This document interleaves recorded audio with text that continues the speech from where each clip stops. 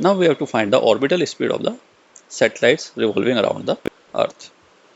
We know that satellites are the objects which revolve around the Earth, maybe in a circular path or in elliptical path. And the satellite may be a natural satellite or an artificial satellite. Moon is the only satellite which is a natural satellite and having a circular orbit with approximately 27.3 days as a time period. To find the orbital speed of the satellites revolving around the Earth, we consider that Earth is having the mass m and radius of Earth is re.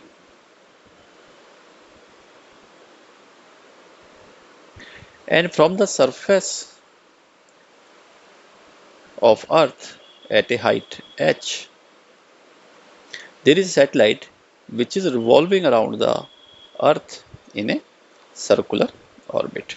So radius of satellite, suppose satellite is represented by S. So radius of satellite path will be equal to Re plus H. We know that for circular motion of an object, it requires a centripetal force, and this centripetal force should equal to mv square by r, where v is the velocity of the satellite or the object in tangential direction and r is the radius and m is the mass of the object revolving in the circular path. So for satellite Earth system, the centripetal force is mass of the satellite is small m, v is the velocity of satellite, this is the orbital velocity, so we are represented it by v naught, and divided by small r, where small r is re plus h. And this centripetal force is provided by the gravitational force, which is given by g into mass of Earth into mass of satellite divided by distance between them square. So this implies that on simplifying, 1r get cancelled, m get also cancelled. So we have v naught square is equal to gm by r, or we can also write it as gm by re plus h. For satellite which are very close to Earth, that means h is very less than radius of Earth. In that case, we can write re plus h is approximately equal to re. Therefore, orbital speed square will become gm by re as an approximation. This can be also written as gm by re square into re if we multiply numerator and denominator by re, and gm by re square is small g, that is the gravitational acceleration. Therefore, we have orbital velocity square is equal to g into re, or orbital speed of the satellite revolving around the Earth very close to the Earth's surface is root g re. Whereas we have already found that escape velocity from the Earth of the surface of the Earth is approximately equal to 2 g re. Therefore, we can say that escape velocity is root 2 times of the orbital velocity. Now we have to find the time period, that is the time taken by the satellite to complete one revolution. It is represented by t, and it is the distance covered in one revolution, that is 2 pi into re plus h if satellite is at a height h from the surface of Earth, divided by the orbital speed.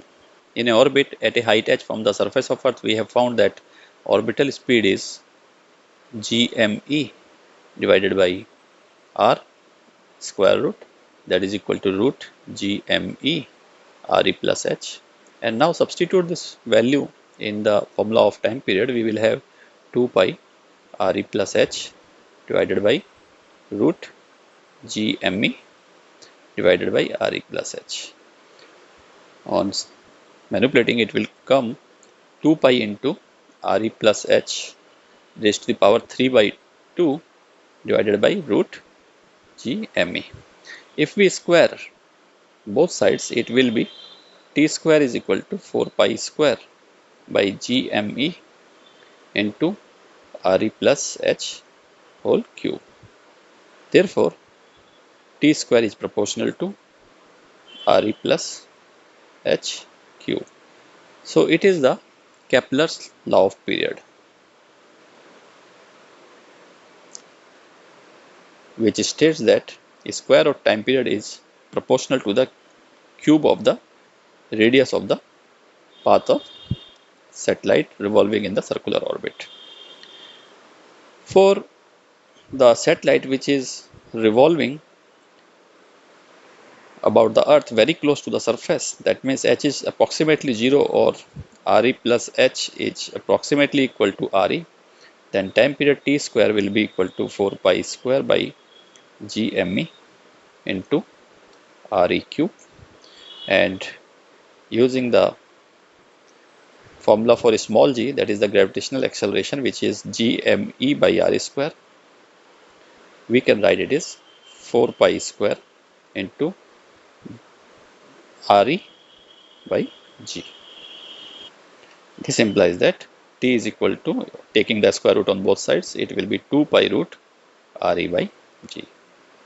Substituting the value of G, that is 9.81 meter per second square, and Re has the value 6400 kilometer, this will give time period is equal to 85 minutes. So it is the time period of the satellite revolving around the earth very close to the surface. To find the energy of an orbiting satellite, we will use the drive relation earlier, that is orbital speed is equal to root Gme by R, where R is the radius of the orbit in which satellite is revolving, that is equal to Re plus H. H is the height of the satellite from the surface of earth. And the potential energy we have already derived, that it is Gmem if satellite M is revolving around the earth at a orbit of the radius R, where R is Re plus H. So using this relation, we can find that kinetic energy is equal to half m, this is the mass of satellite, into orbital speed square. It is equal to half into m into Gme by R. So we can write it is Gmem by 2 into Re plus H. Similarly, potential energy is minus Gmem by R, that is equal to, replacing the R, we will have minus Gmem by Re plus H. So from equation 1 and 2, we can say that kinetic energy is half of the magnitude of potential energy, or magnitude of potential energy is twice of the kinetic energy.